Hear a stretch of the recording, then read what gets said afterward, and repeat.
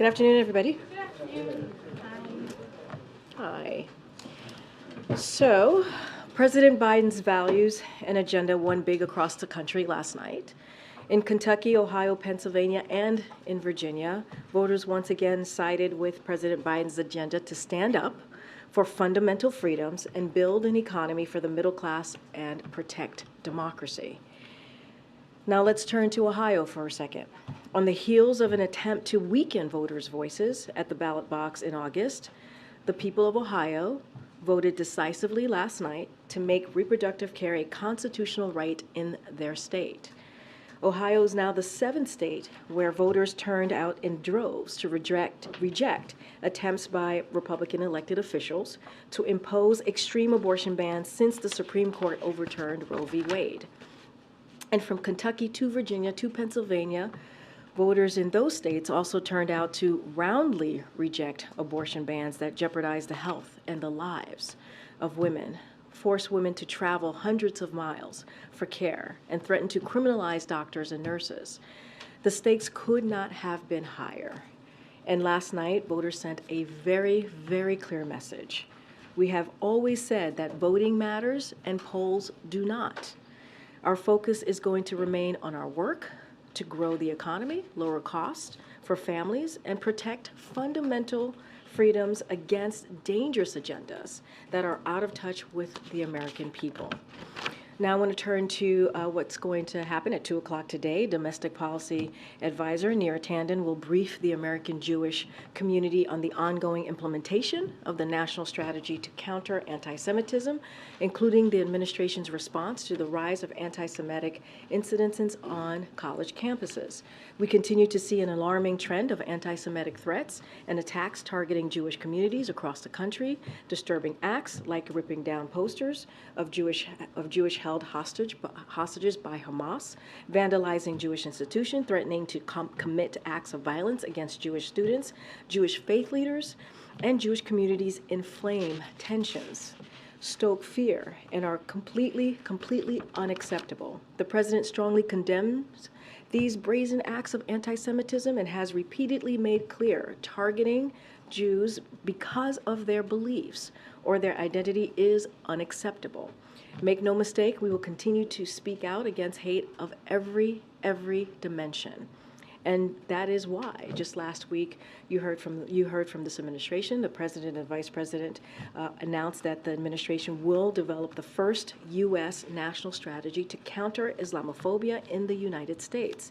Anti-Semitism, Islamophobia, and other forms of hate have no place in America, and we strongly condemn anyone who seeks to harm Jewish, Muslim, Arab, and Palestinian American or any other communities, and we will certainly continue to speak out. With that, Admiral is here again today just to give any updates on what's happening in the Middle East and take any of your foreign policy questions. Admiral? Afternoon, everybody. I think you saw that Secretary Blinken attended a meeting of G7 foreign ministers in Japan. Obviously, they held in-depth discussions about all the steps we're taking to address the humanitarian crisis in Gaza and meet the urgent needs on the ground. And today, hopefully, you got a chance to look at the joint statement that the foreign ministers issued, unequivocally condemning the terror attacks by Hamas, which happened a month ago, reaffirming our support for Israel's right and responsibility, if not obligation, to defend itself and to prevent attacks like that from ever happening again, of course, in accordance with international law. And then the G7 also agreed that humanitarian pauses are a good steps that could advance key objectives to protect Palestinian civilians, to increase the sustained flow and delivery of humanitarian assistance, to allow our citizens and the citizens of other countries to exit, and to help to facilitate the release of hostages. So I really urge you, if you haven't taken a look at that statement, to go ahead and do that. Lots of ground covered in it, and we're going to obviously continue to work on all those goals. In fact, to that end, you may have seen that the National Security Advisor, Jake Sullivan, met today at the White House with former Israeli Prime Minister Naftali Bennett,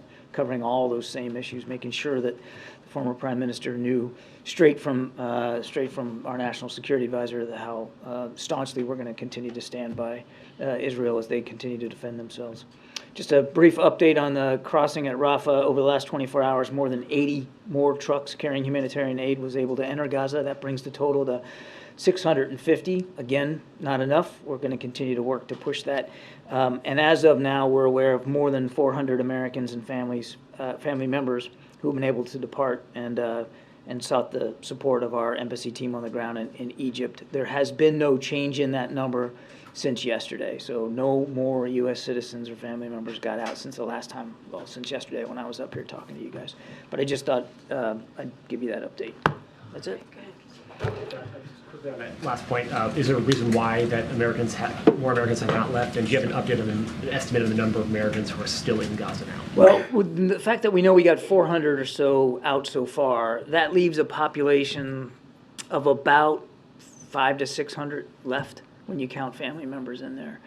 So we're working to get them all out, obviously. And the reason why changes every day. I mean, as I said before, this is a dynamic situation. Sometimes it's the vetting process. Sometimes it's obstacles, not physical obstacles, but policy obstacles that Hamas might throw up. So we're confident that the flow will continue. But as I've said before, we shouldn't comfort ourselves in thinking that every day it's going to be sort of a similar approach and a similar number and some sort of similar sense of ease here. Every day it has to be worked almost all over again. And you mentioned Secretary Blinken's comments earlier today, where he said that the post-war environment must include a Palestinian-led governance in Gaza unified with the West Bank under a Palestinian Authority. Is that the stated policy of the United States now, that Gaza and the West Bank need to be reunified under Palestinian Authority control? And separately, the Israeli government has said that, they again said to say that we can come up with the mechanism that's appropriate, suggesting that they can control what is the final governance structure in Gaza. So who controls what will happen in Gaza? Is it the United States? Is it Israel? Is it the Palestinian people? It's, as the Secretary said, we want to make sure that Gaza and the West Bank are for the Palestinian people, and that they have a vote, they have a voice, that they get to be the determining factor in what governance looks like, where they're living, in their homes. And that remains our policy, and will going forward. Now, what exactly does that governance structure look like, and when does it get put in place, and who are the players that are going to help adapt that? All that we're working out.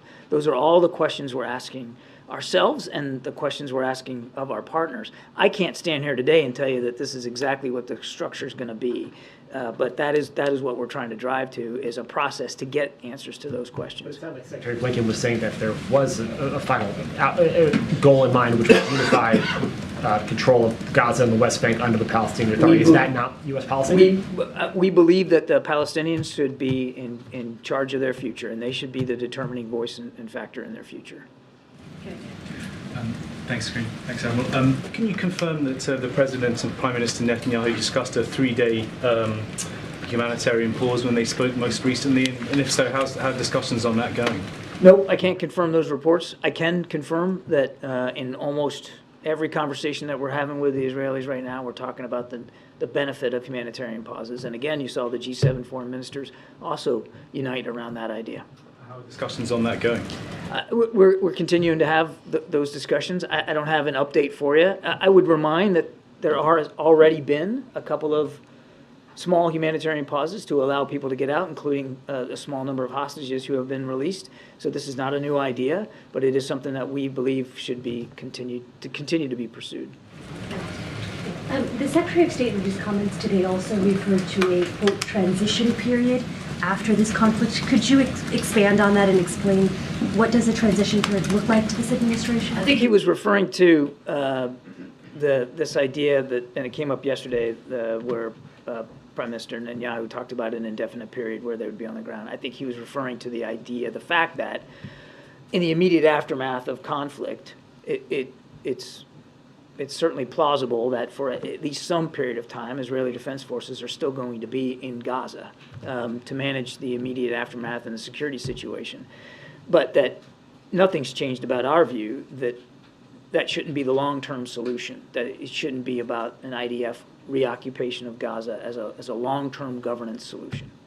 Yes, One additional question. The UN Commissioner for Human Rights said today after visiting the Rafah border that, quote, he was witnessing the gates to a living nightmare. And he said that while Hamas, what it did on October 7th was a war crime, he also has concerns about the collective punishment of Palestinian civilians amounting to a war crime. What is the administration's response and suggestions, I guess, to what he is saying?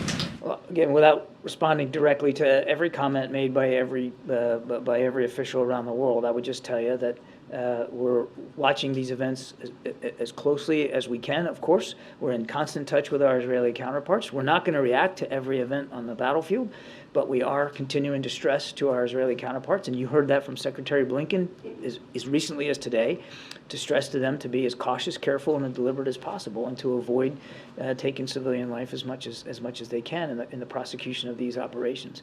Now, you had asked me yesterday about Golan Heights, so. About it earlier too, but go I ahead, know. please. So I just wanted to be fair here. There's been no change in our position on the Golan Heights. I think Secretary Blinken talked about this back in February of 21. No change in our policy. And, as long as the situation in Syria remains as it is, we understand that that Israel has legitimate security needs there in the Golan Heights. So no change, no policy change. Is the Palestinian Authority capable of running Gaza now, once the fighting dies down?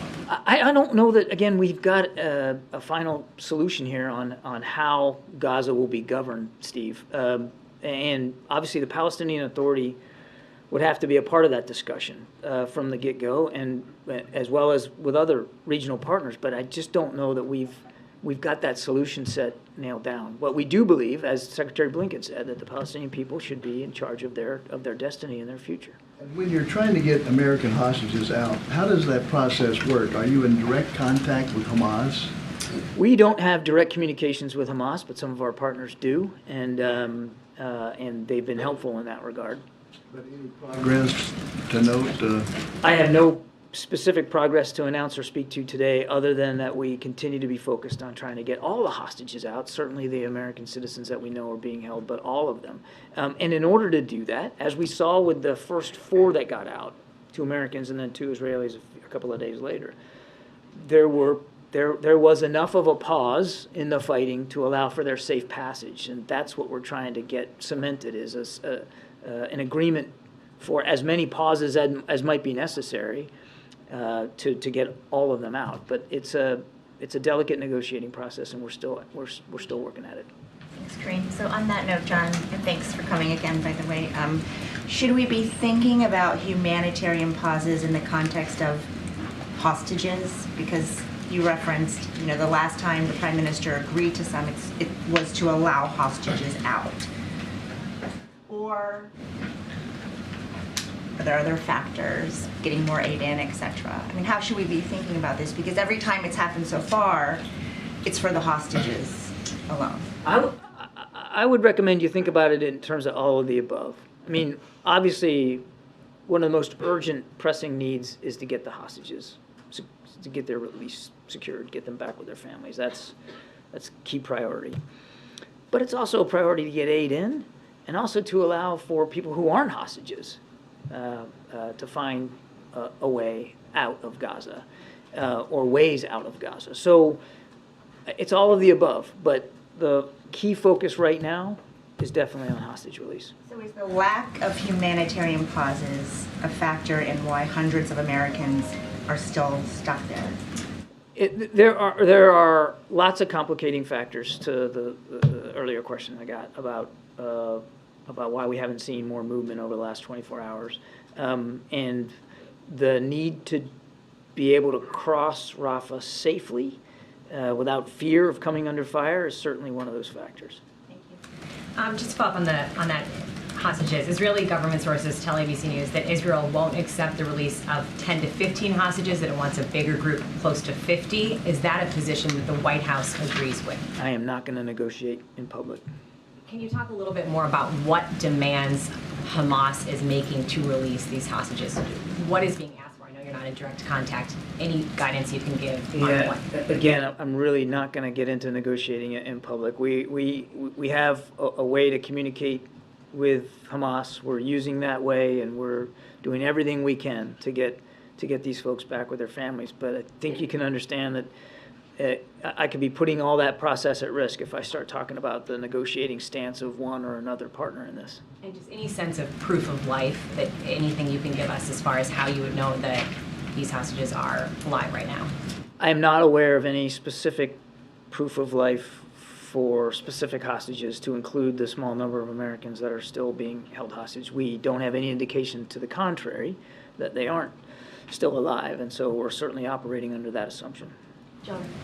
Thank you, Karine. Admiral, it's been a few days now since the leader of Hezbollah delivered a speech that sought there may be prompt some more violence in the northern front. Have you been, over the last few days, have we seen any, has the U.S. tracked any escalation there? What do you expect? We've seen some rocket attacks from southern Lebanon into northern Israel, but we have not seen some sort of wholesale effort by Hezbollah to join this fight or to open up a quote-unquote second front. And as a follow-up, is there a sense as to what sort of role at the moment Tehran might be playing, sort of any sort of communication with the forces there in the north?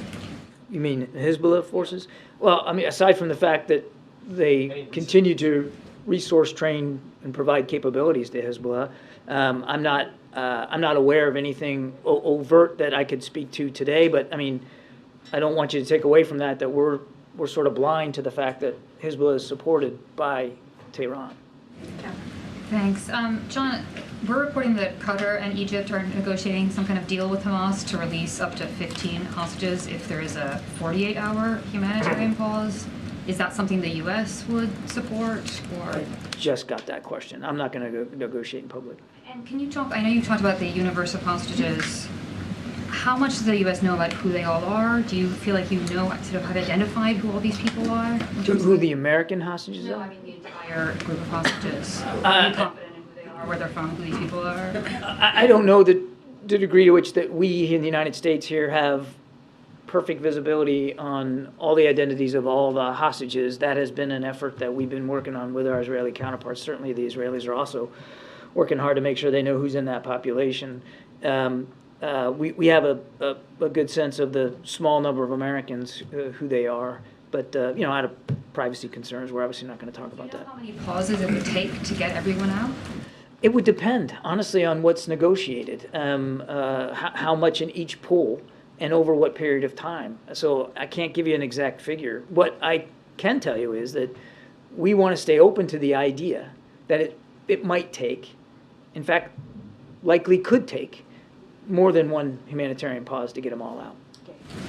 Admiral, I know you can't get into details about the length of any humanitarian pause under negotiation, but logistically, how would that work for IDF forces that are already on the ground in Gaza? Would they stay camped out? Would they have expectation of leave? I mean, how would that even work? Again, without getting into hypotheticals, and certainly not talking for another military, what we're talking about here is temporary, fixed in time, short duration, hours to days, depends on the need. And then also localized in terms of the map. So it would be an agreement that for a set period of time, in these grid coordinates, there would be a pause in the fighting. That doesn't mean that there won't be or couldn't be fighting outside that zone during that same period of time. So all of that has to get factored in, and I have no doubt that on the Israeli side, as they look at each proposal, they'll think about the impact, the potential impact, on their military operations on the ground or in the air. Thank you. I have a few questions on Ukraine. There's war going Few. on. How many is a few? I just take my pen out here. So there has been a dispute in recent days within the Ukrainian leadership whether the war has reached a stalemate. What's your assessment? And does the president still believe that Ukraine can win back its territory?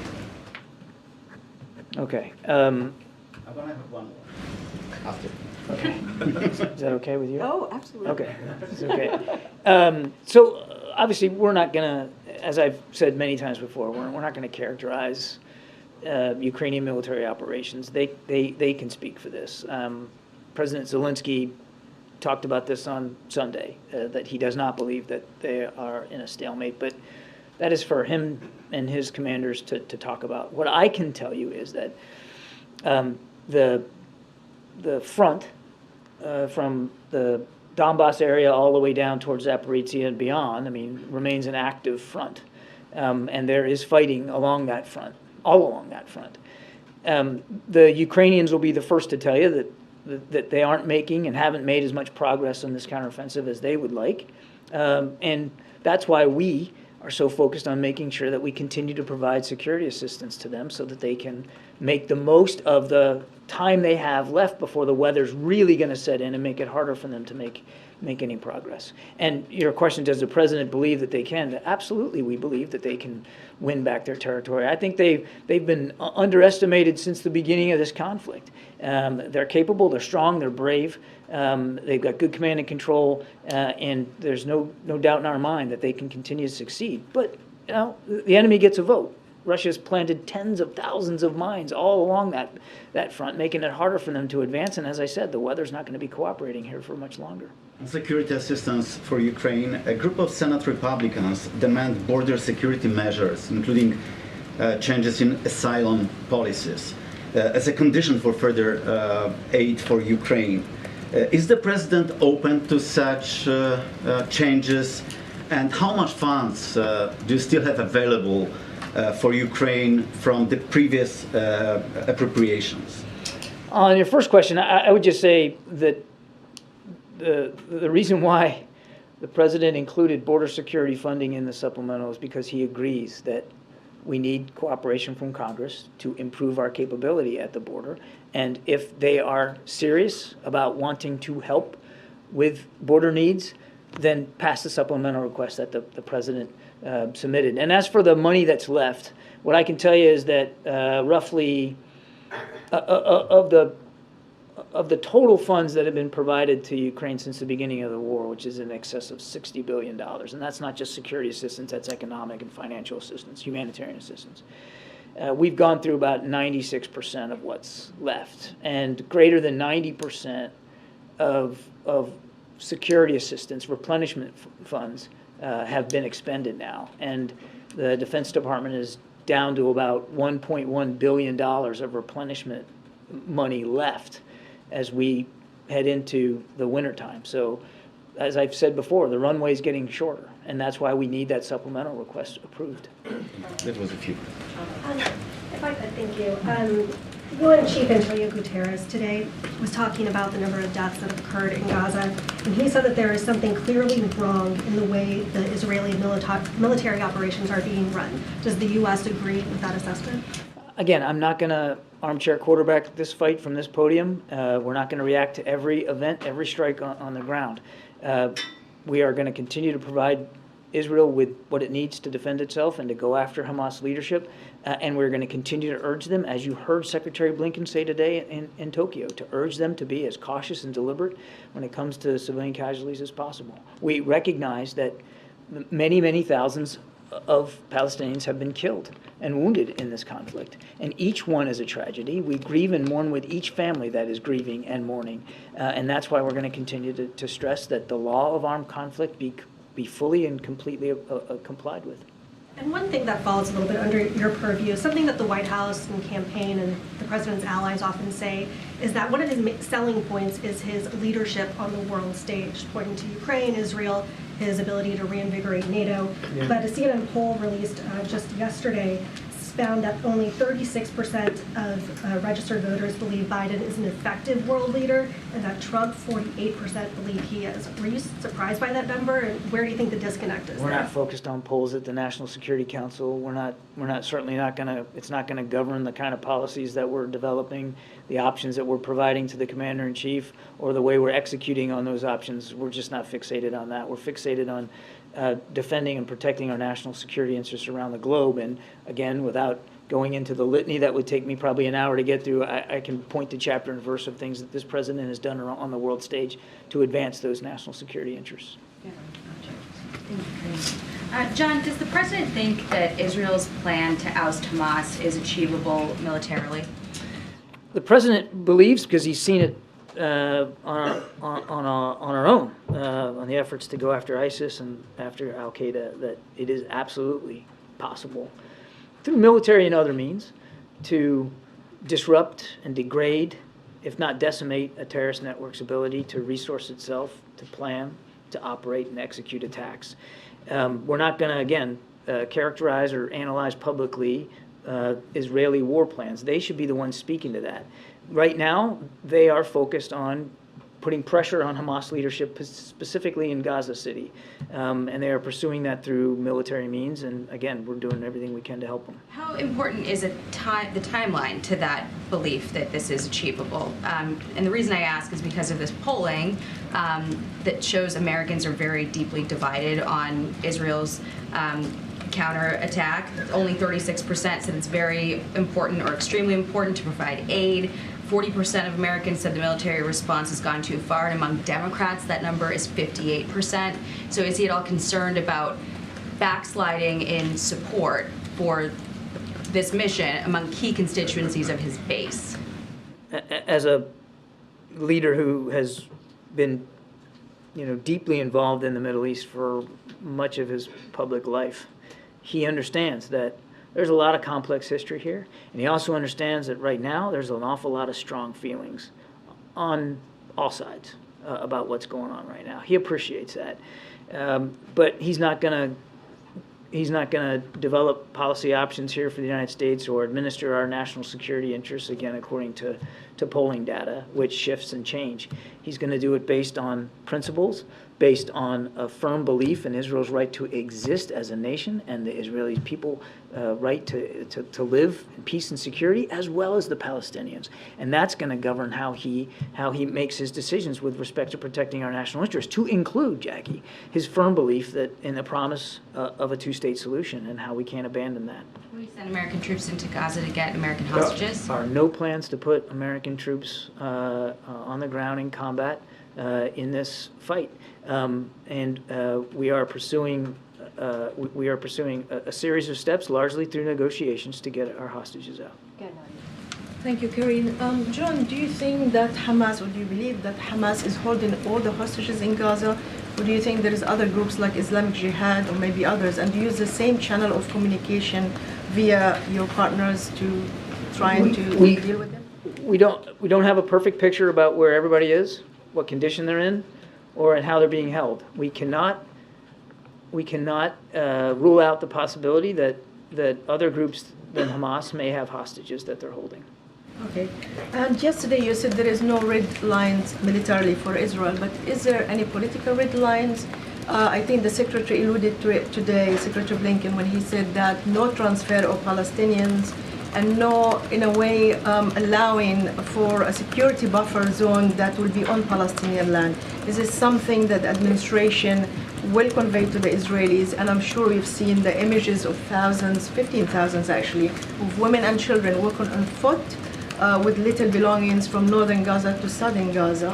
You still believe this is not in breach of international law when an occupying power forces civilian population to move from place to place? Again, I appreciate the efforts to have us react in real time here to events, and I'm just not going to do that. But on the question about permanent displacement, that is not a new policy. Secretary Blinken was reiterating what we have said time and time again since this conflict began, that we do not support and won't support any kind of permanent displacement of Palestinians outside Gaza. Go ahead, Anita. Thank you. I'd like to take another stab at East Asia today, please. First of all, on Monday, as you know, President Biden is meeting Indonesia's president, and he's the leader of the second largest Muslim country in the world. What is his message to President Widodo, and why does the statement that the White House put out about this make no mention of the situation in Gaza when we know that President Widodo is going to a meeting of the Organization of Islamic Cooperation the day before, where that's going to be the main subject? I can't speak to the announcements, specifics of the announcements. I mean, if we listed every single topic that every single discussion the president has with every single foreign leader came up, I mean, there'd be no end to these announcements. I mean, I have no doubt that the situation in the Middle East will come up. I don't think you should read anything into the fact that it wasn't in the announcement. I wouldn't worry about that. Clearly, there's a lot on the plate to discuss with the president, and President Biden looks forward to that, particularly when it comes to the security, economic, and diplomatic challenges that remain in the Indo-Pacific. Quickly, can you just confirm, Japanese media is reporting that November 15th is the date of the Biden-Xi meeting. Can you confirm that and just preview that for us, please? No. And no. I wanted to ask you again about the civilians living in Gaza. You've talked about your pushes for a humanitarian pause and that you don't support permanent, what did you call it, permanent displacement of those civilians outside of Gaza. That's right. Can you lay out what the U.S. position is then on protecting these civilians from these airstrikes or from other Israeli military operations, given that what the U.S. position is on protecting these people when they have nowhere else to go? You're talking about the civilians that are moving to the south or are near the crossing. Yes, with the caveat that we are not involved militarily in this conflict. Obviously, we continue to urge our Israeli counterparts not to take military action, strikes, that would put innocent civilians in greater harm's way, particularly in all cases, but certainly particularly in those cases where these folks are doing exactly what they've been asked to do, which is move out of North Gaza and into South Gaza and to collect near the crossing as we continue to try to get folks out. So we've been very plain about our concerns over military action that could put those folks in greater harm's way. Are you putting any pressure on neighboring countries to take in Palestinians fleeing Gaza temporarily? I know you said you don't support permanent displacement, but what about a temporary solution? That's going to be up to those countries to decide whether they're, what their refugee policies are, and I'm not aware of any specific asks that we're making of other countries to take in a certain number. We understand that most people, most Palestinians, they don't want to leave. I mean, it's home, and we know that some of them are worried that if they were to leave, that they might not be able to go back in. It's not. The most pressing issue right now is the internal displacement of more than 1 million. I think it's like 1.5 million right now, and making sure that they're as safe as possible, to your first question. But I'm not aware of any specific discussions we're having with other countries about refugee resettlement. Thank you. Yes, ma'am. Thanks, Karine. Admiral, thank you. 2 questions. First, on the Middle East, understanding that it's been closed for security reasons, can you say when you think Rafah will reopen fully? Well, I mean, it remains open for stuff getting in. As I said, 80 more trucks overnight, which is a good thing. And I wouldn't characterize it as closed, not in a permanent sense. It's just that we weren't able to make any progress over the last 24 in terms of people getting out. But that doesn't diminish our confidence that we'll be able to continue to get folks out over time. But every day, it's a series of negotiations. Every day, it's a series of discussions about process and procedure and vetting and all that. And, there's going to be some days where we're more successful than others, but we're not considering it permanently closed. And then separately, on the DFC announcement of the $553 million investment in that port terminal in Colombo, I was wondering if you can put that into context as the U.S. tries efforts to kind of counter what you see as China's unsustainable infrastructure lending in the region.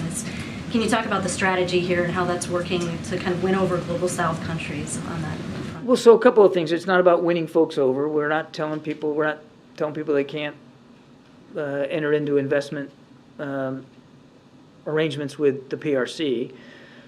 That said, the president has worked hard now over the last 2 years to advance what he calls the PGI, the Program for Global Investment and Infrastructure, which is providing in ever-increasing amounts investment opportunities for lower middle-income countries to seek more fair, more transparent, and quite frankly, more economically beneficial investment opportunities for their own infrastructure all around the world. and he has talked about that at some length. It is providing, we believe it is providing them alternative funding to help their own economies and their own people, so that they don't have to rely on the quote unquote, Belt and Road Initiative, which is pretty high interest and low results so far. Thank you. I wanted to go back to this idea of sort of the humanitarian pauses versus a ceasefire. I know you've talked a lot about how those are very different things. So in that context, would say a 72-hour humanitarian pause be different than a ceasefire? I guess my question is, how long are humanitarian pauses humanitarian pauses?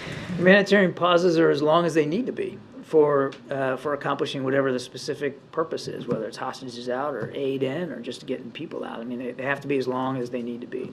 But just to be clear, to kind of reset here, when we talk about a ceasefire, when you use that term, when that term is applied, a general ceasefire, it connotes a cessation of hostilities for an indefinite period with the purpose of finding an end to the conflict. Usually when you get into a ceasefire, it's when you think you're at the end game and it's time to negotiate. Go to the table and brass tacks here, how are we going to end this war? And we don't support that at this time. A ceasefire right now benefits Hamas. It certainly also legitimizes what Hamas started on October 7th. It would give them a propaganda win. See, look, now there's a ceasefire, and so we're going to be an equal party to this, and we have every right to continue to stay in governance in Gaza. And they don't, and they're not. So a ceasefire not only gives them time to plan and execute, but it legitimizes what they started on October 7th. And that's unacceptable to President Biden. It's certainly unacceptable, understandably so, to the Israeli people. A pause is, as I said, temporary, localized, specific purpose. Jenny. Thank you, Karine and Deputy John. I have two questions. Secretary Blinken and Defense Secretary Austin visit to South Korea and hold talks with their counterpartners. What role do you expect South Korea to play in the Middle East conflict? Secondly, currently the United States is focusing on the war in Ukraine and the Middle East war, Hamas and Israel wars. Does the United States have a strategic response plan in case of an emergency on the Korean Peninsula or Taiwan area? I mean, we always strive to be prepared for contingencies on the Korean Peninsula and in the region. And the president has devoted a lot more energy and effort and resources to making sure that we can meet our security commitments to the Republic of Korea, including additional training and exercise events, improving our intelligence collection capability off the peninsula, and of course maintaining a very robust military force in the Indo-Pacific naval, air, and ground. So, and we're in lockstep. You'll see this on hand as our defense and foreign ministers meet here shortly to make sure that that alliance remains ironclad. On your first question, I know, I remembered it. I actually remembered it this time. We're not going there hat in hand to ask South Korea to do something specific for the Middle East. Those are sovereign decisions. They have to decide for themselves if they feel there's a role for the South Korean people in that conflict. They have been terrific friends and partners and allies in the region, but even with the support to Ukraine as Ukraine battles for its independence. And again, those are decisions that the South Korean people, through their elected leadership, have to make. Thank you. We're going to wrap it up. Go ahead, John. Thanks a lot, Karine. John, you mentioned earlier that the administration is in constant touch with your Israeli counterparts. Do the Israelis update you, apprise you of the progress that they are making in this conflict against Hamas? Yes. And those conversations, are they with diplomatic officials, intelligence officials, military officials? Can you give an update about who your counterparts are when you talk about that? It's all the above. And next week, the APEC summit, it's taking place while two conflicts are ongoing in Ukraine and also this war between Israel and Hamas. How important is next week's APEC summit given all of that that's going on? I think it underscores how important these kinds of relationships are, these kinds of conversations are, particularly with our friends and partners in the Indo-Pacific. You can't. Yes, we're focused on what is going on in the Middle East and in Europe, but we have not and will not turn a blind eye to the security challenges that remain in the Indo-Pacific. And there's a lot of crossover because there are certain governments in the Indo-Pacific that are watching very closely how the United States manages support to Ukraine and support to Israel, and maybe divining certain lessons from that. So it's all the more important that we have this discussion in San Francisco. I'd like to circle back to Ukraine with all of the concern about what's going on in the Middle East. And again, as we just discussed in the Indo-Pacific, we also have some concern among the people who have left Ukraine, who are in the United States, worrying that perhaps it's become a forgotten war and that it's a lower priority. Are there any assurances from the administration that could assuage those concerns? Look at the supplemental request that the president submitted just a couple of weeks ago. Biggest chunk of that is for Ukraine, for economic assistance, for security assistance, for replenishing our stocks. I think, we prioritized it appropriately, and obviously it's not something at all that we're walking away from, and in fact, quite the contrary. Well, you have the last one. Thank you. Given that India has a good relationship with both Israel and Palestine, do you see any role for India in resolving the issue? Given that in the last few years, this administration has worked with India in working with other countries in the region like I2U2, the IMEC corridor. To the Quad? Yeah. No, but India is a key strategic partner, and I think you saw that on full display when Prime Minister Modi was here. But we'll leave it to the Indian government and the Prime Minister to decide what their stance is going to be on any particular crisis or contingency around the world, to include the Middle East. But they remain a key strategic partner, and we're dedicated to advancing that partnership every single day. Thank you. Appreciate it. Thank you so much. Thanks for coming back. All right. Okay, Zeke. Government is going to run out of money in 9 days. Can you update us on what the president is doing to stop that from happening? Does he plan to speak with the speaker, with congressional leadership, have them over here? So we don't have any readout or potential calls on the president's outreach to members of Congress in the next upcoming days. What I can say is, and I'm sure you guys have reported this, is that the OMB director, Shalonda Young, is continuing to do outreach, and she is on the Hill to outreach to members of Congress today, and certainly laying out the urgency of making sure that our national security and domestic supplemental, which, as you know, is our emergency needs, are certainly met. As we know as well, there is bipartisan support for those supplemental asks that the president has made. And also, as you know, as the Admiral just mentioned, it includes Ukraine, Israel, and some critical humanitarian assistance. So we're continuing to have those conversations.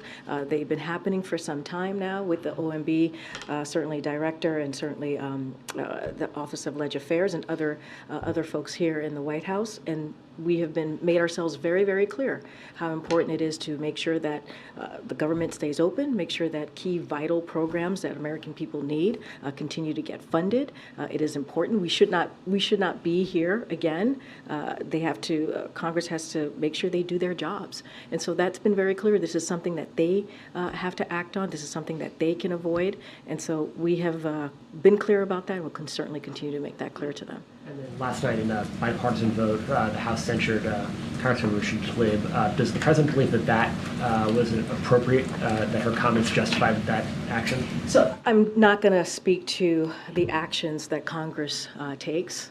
We've been very clear, and any other resolutions that include a censure, we've been very clear, whether it's a Republican or a Democrat, that is for certainly Congress to take action on, and that is their prerogative. We've been clear. You've heard from members of NSC, whether it is the Admiral or whether it is John Feiner who spoke to this, that when it comes to the phrase that was used from river to the sea, it is divisive, it is hurtful, many find it hurtful. and also many find it anti-Semitic. And so obviously we categorically reject applying the term to this conflict. But I will more broadly say, and this is something that John Feiner said when he had his interview on Sunday on Face the Nation, we respect that there are strong feelings about the war in Gaza, and and there are legitimate public debates and concerns about how it is being fought. So we have expressed strong views ourselves in public and in private conversations with Israeli officials, as you heard the Admiral speak to, as you all aware about the importance of preventing civilian casualties for sure, for certain. But remember, Israel is defending itself from terrorists who committed a horrific act. That's what we saw on October 7th, as you all know, and who have taken about 240 people hostage, including American citizens. So not going to speak to the actions that Congress took, but certainly as it relates to that term, we've been very clear. We strongly disagree. Has anyone from the White House reached out to the Congresswoman, and given that she used a phrase that you just described as divisive and potentially anti-Semitic, does the White House plan to have any engagement with her? The president's head of the Democratic Party. Is there a place in the Democratic Party for somebody who uses phrases like that? So we've been very clear. We just said we think that we strongly disagree in using that phrase. I mean, that is coming from here, from the White House, in a very public way. It's been said by many people at the White House. So we've been very, very clear about that. I don't have any conversations to read out to you with the Congresswoman. Just don't have anything from here at this time to read out. But look, we've been very clear, very, very clear about using how it is important to be mindful about the language that we use, especially in this time, and we'll continue to speak out to that. Thanks, Karine. What does the president think last night's election results say about his own chances for re-election, if anything? So not going to get into his re-election, obviously, from here, or anything that's related to 2024. You saw the president's statement yesterday about a particular, obviously, issue 1 in Ohio. You heard directly from the re-election campaign, so certainly I would refer you to the re-election campaign. But what I can say more broadly, and I think it's important to note here, and I said this a little bit at the top, of how what the American people made very clear. They spoke out loud and clear, and what we believe we saw across the country is that we saw the president's values and agenda win big across the country last night. And this is not just in 2023. We saw this in 2022. We saw this in 2020 as well. And Americans spoke loud and clear how we need to protect reproductive rights. Women should have we should have the freedom to make a decision on their own health care. That is important. We heard them speak very loudly against dangerous conspiracy theories that we've heard out there, right, which are incredibly dangerous, as I just said, and they rejected that. And look, you saw the American people continuing to say that they support the president's agenda. Because if you think about how Governor Beshear ran in Kentucky, he ran on the infrastructure, right? He ran on lowering costs for the American people. Those are parts of the agenda that the president has led on, whether it's the bipartisan infrastructure legislation, whether it's the Inflation Reduction Act, and making sure we're lowering costs for the American people. This is the president's agenda that was on the ballot clearly, and the American people spoke very clearly about it. And then just secondly, on the Israel war, the Israel-Hamas war, the majority of the Democratic caucus has sent to the president a letter asking for reassurances that Israel has a viable plan for defeating Hamas and that U.S. military aid will be used in line with humanitarian law, among other things. Has the president responded to these Democrats, and is he prepared to offer those assurances now? So look, I can't speak to any response to the letter. What I can say is, and this is something that Feiner actually spoke to as well any country that receives arms and military aid from U.S. must use them consistent with international and humanitarian law, which is a standard part of our security assistance agreements. So obviously, we have been in close communication with Israel throughout this conflict, urging them to do everything possible to avoid civilian casualties. You heard that from the Admiral just now. And even as Hamas uses civilians as human shields, and that's what we've been seeing. And so as we've seen events take place that concern us, we will continue to raise those directly with the government of Israel, and that will not stop. There is constant communication with them obviously from here with the Israeli government, and that's going to continue. Okay, Gabe. Thanks. Thanks, Karine. Does the White House believe that abortion is the defining political issue heading into 2024? So I'm not going to speak to, obviously I'm not going to speak to 2024, and on that, I'm just going to be very careful. I'm going to refer you to the campaign on that. But what I will say is that, again, the Americans were very clear last night. They spoke in a loud and definitive way, and they believe that politicians should not have a say in making decisions, especially women making decision on their reproductive health care. And that's what we've heard, and this president and this vice president is going to continue to support and be in strong support in making sure that women have the right to make their own decision, and make sure that Roe v. Wade becomes the law of the land. You've heard that from the president over and over again. Obviously, he put out a statement to this last night. Karine, you mentioned the president's agenda. Were the victories last night, were they more to do with Democrats' agenda or the president himself? A large number of people in exit polls said that he should not run again. So look, if you look at, again, I'm going to go to Kentucky, because if you look at what Cameron did there, he spent $30 million trying to connect the governor of Kentucky, Beshear, to the president, right? And he called it a Beshear-Biden agenda. $30 million. That's what he did. And so obviously the president was injected into that conversation, into that election. And what did the people in Kentucky say? They rejected that $30 million. They rejected what the Republican nominee for governor in Kentucky tried to do. And not only that, as I mentioned just moments ago, Beshear ran on infrastructure. He ran on lowering costs. Those are the president's agenda. But the president didn't go out and campaign himself on that issue. But it is rare for a president. It is rare for a president to go to a state that has been coined by all of you, a deeply red state.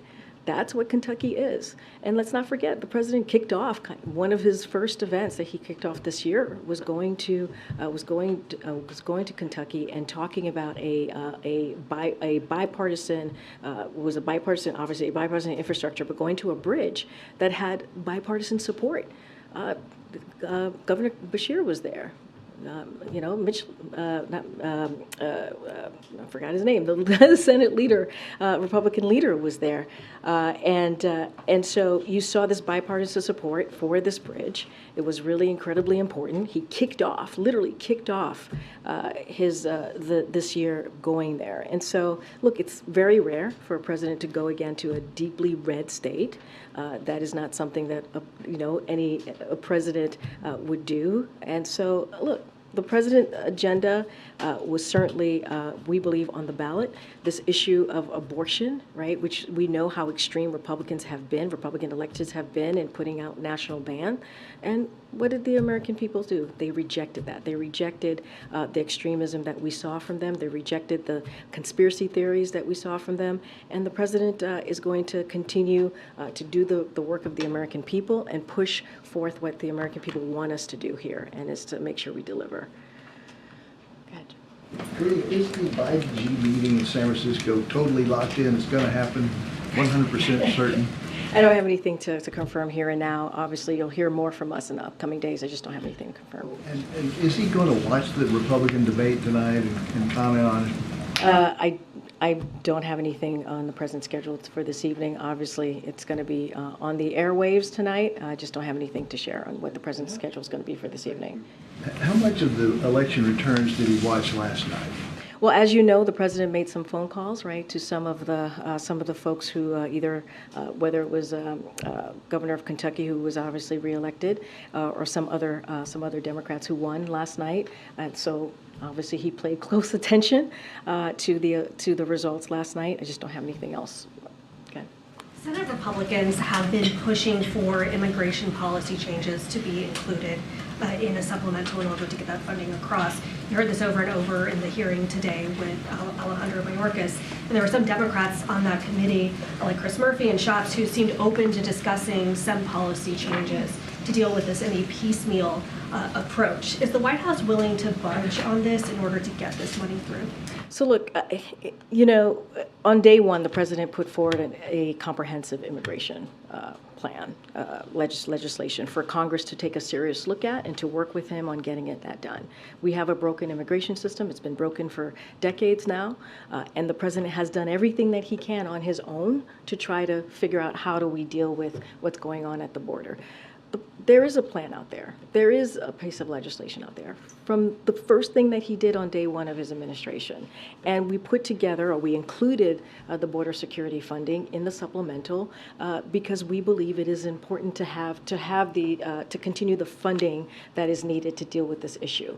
And so if Republicans in Congress were serious and are truly, truly serious, they would look at what we presented. I'm not going to negotiate from here on what we would discuss or move forward with, but we've been doing this from day one. From day one, the multiple times that I have talked about border security and asking for Republicans to act, asking for Republicans to meet us in a way to have a real serious conversation on how to deal with the border, we don't see that.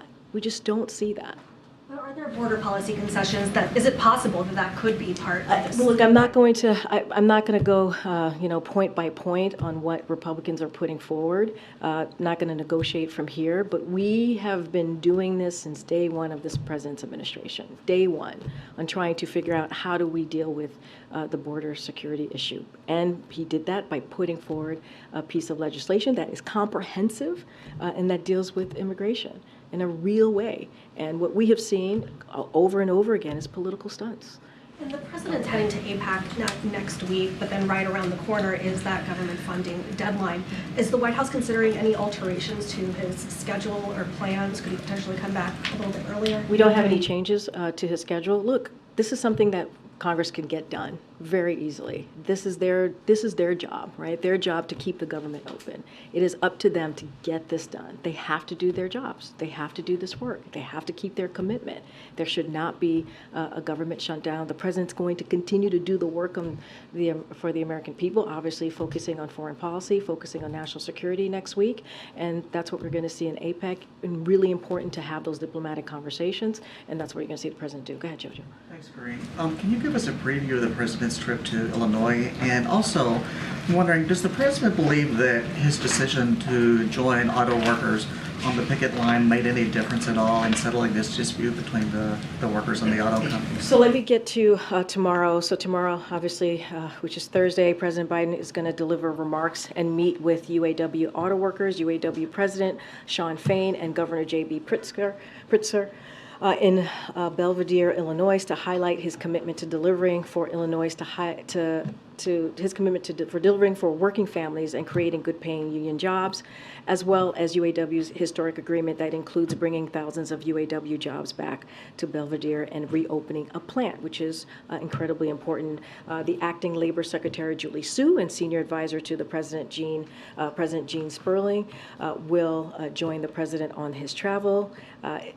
When he is in Belvidere, Illinois, where he's going to mark the reopening of that assembly plant. This reopening will create thousands of jobs, highlight the president's commitment to rehiring and retooling the EV and EV battery jobs in the same communities where auto jobs have created good-paying union jobs for decades. And thanks to the contract that UAW was able to negotiate with the auto workers, the UAW auto workers will get more in wage increases in 4.5 years than they did over the past 22 years combined. I would, to answer your other question, look, this was collective bargaining. The president believes collective bargaining works, especially when all sides come together in good faith, and that's what you saw.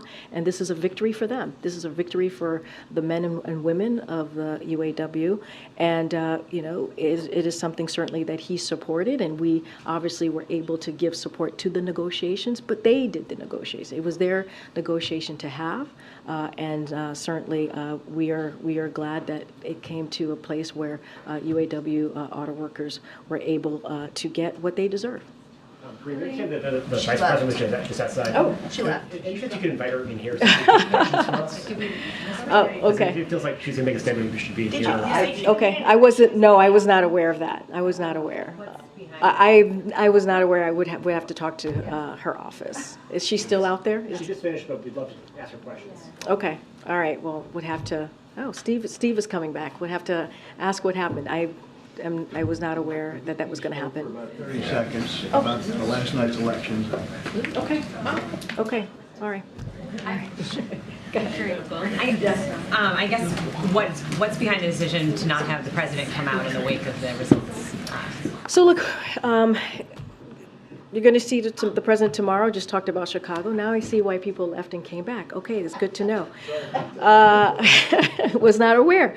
Okay, so look, the president put out a statement on issue 1, Ohio issue 1. Yesterday, as you all know, Ohioans voted decisively to protect the access of reproductive health care in the state constitution, and so that was important. I mentioned that he spoke to Kentucky governor. He also spoke to Congressman-elect Gabe Amo and Philadelphia Mayor-elect Sherrell Parker, so that was important. And of course, the campaign spoke to this as well today. You're going to hear, you're going to hear from him tomorrow. He'll certainly speak to this tomorrow. I just don't have anything more on his schedule today. But look, this is last night was an important night. I think important night for the American people. Like I said, they rejected these extreme policies that we have seen from the Republican Party, and also they lifted up the president's agenda, the president's values, and that's also important because what the president has been trying to do from day one is deliver for the American people, whether it's infrastructure, whether it's lowering cost. For Americans, whether it is making sure that we protect our democracy. Those are the things that the president has been steadfast on, and this is what we heard from the American people in an overwhelming way.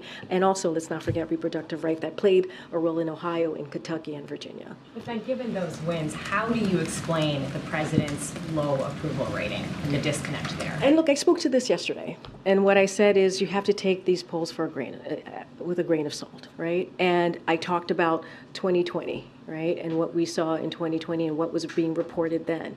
And what we saw is a president that was able to bring an incredibly strong, diverse coalition to win in 2020. We saw the same thing in 2022. Back in October or in 2022, we kept on hearing about a red wave that didn't materialize. Again, just going into this election, right? And so, look, we don't put much stock in polls. The president's going to focus on delivering for the American people. He has an agenda that is incredibly popular, and that matters. And that's going to be what the president's going to focus on. How do we continue to deliver for the American people? And that's the focus. Okay. So Senator Tuberville doesn't look like he's budging anytime soon on the Department of Defense nominees. Republicans met yesterday, and he wasn't moving. Does the White House believe that the Senate's going to need to change the rule in order to get the 400 or so?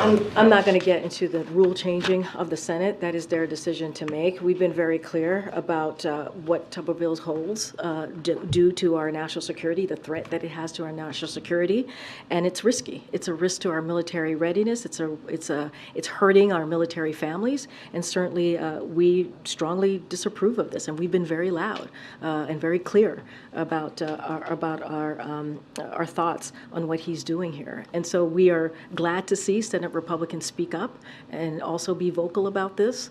Look, we need him to stop blocking these nominees, and we need them to get confirmed very quickly. And we need him to stop playing political games here. We should not be playing political games with our military. That is not how we should be moving forward here. Okay. Okay. Go ahead, in the back. Ohio voted to legalize marijuana last night. Does the Biden administration support that vote, and do you feel that marijuana restrictions should be loosened on the federal level? Look, the president put out his stance on marijuana about a year and a half ago. Nothing has changed there, and so I will leave it to the people of Ohio to decide on how they're going to move forward with their own constitution, but I'm just not going to speak to it further. We've been very clear. Something that's just breaking right now. The House Oversight Committee has issued subpoenas for Hunter Biden, James Biden, and Biden family business associate Rob Walker. Do you have a comment on that? So look, as you just mentioned, it's just breaking, so I don't have this information in front of me. I'm just hearing from you. Certainly, I would refer you to any of the personal representatives on this, on your question. But I will have to say something that I've said many times. This is an investigation that has been going on for a year now and has turned up zero evidence of wrongdoing by the president because there is none. But Republicans continue to double down on a baseless smear campaign against the president and his family. Instead of being focused on the American people's needs, what they're asking for, what is it that they really truly want us to focus on, they continue to double down on this. And there are a lot of important issues that we need to deal with, not just us here in the White House, but also Congress, national security, the economy, healthcare, gun violence. That's what we should be focusing on. But they continue to try to smear this president and his family on a baseless investigation. And so anything else further, certainly I would refer you to the personal representatives on it. All right, thanks everybody. Should they comply with it? Should they comply with it?